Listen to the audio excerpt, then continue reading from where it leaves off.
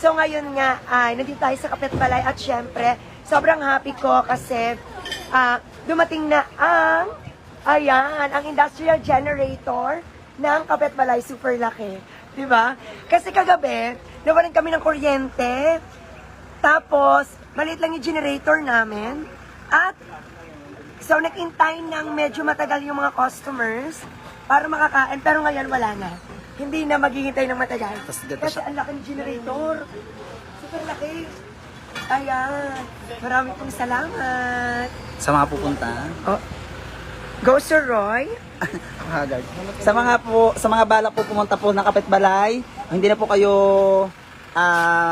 mangangamba na baka po walang kuryente sa Kapitbalay at baka sira po ang generator. Dahil sobrang laki na po na ang generator ng Kapitbalay. Yes po. Ayan, so ito po ay industrial. Ano po ma'am? Yes. Industrial. So, ito nga po ilang kVA? 50 kb. 50 kVA. Sa tingin nyo po, mga gaano kadaming mga appliances ang kaya nitong pakakanin? Ay, magdedepende po kayo sa sa load po ng bahay. Opo. So pag mga ganito po, kayang-kaya po yan. Kayang-kaya. Over pa po yan. Ay, over pa Sobra to. pa po yan. Ay! So, ibig sabihin hindi Kasi pa po kayo magkakaproblema. mag-expand. Ay, yes po. Thank you so much, ma'am. So, ito saan nga po kayo, ma'am? Carmona. Carmona. Perfect. May Ayan. electrics po. Ito po nasa likod. Ayan. General. Perfect. Ito na. Sobrang laki. Sobrang Para laki. siya Kasi sa Engineer mga... Elmar. Engineer.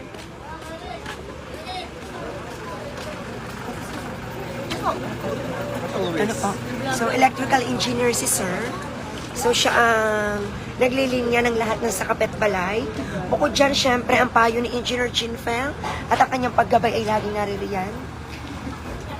Dati meron tayong generator Oo, pero maliit lang, hindi kinaya. Umusok kagabi dahil sobrang daming aircon. Oo, dahil nadagdagan ng mga aircons eh. Tapos nadagdagan pa ng exhaust. Yes. Saka nadagdagan ng napakaraming CCTV dito sa Kapitbalay. Yes po, madami ng CCTV dito sa Kapitbalay. Yan. Ang CCTV provided ni Siyempre, ni Frostlight Kalatagan, Yes. ni Paring Joel. Yan. Tingnan niyo po, sobrang laki po ng generator para tayo nasa malaking fast food. Pwede na ibalik yung kasi lapad na rin ng ibig sir. Kuya, pautay na, pakabit na dito ng hanggang dito. So, sa mga nagbabalak pumunta ng Kapitbalay, hindi na kayo mag-aalala na baka wala kuryente sa Kapitbalay. Mamaya po, meron naman power interruption. So, eto,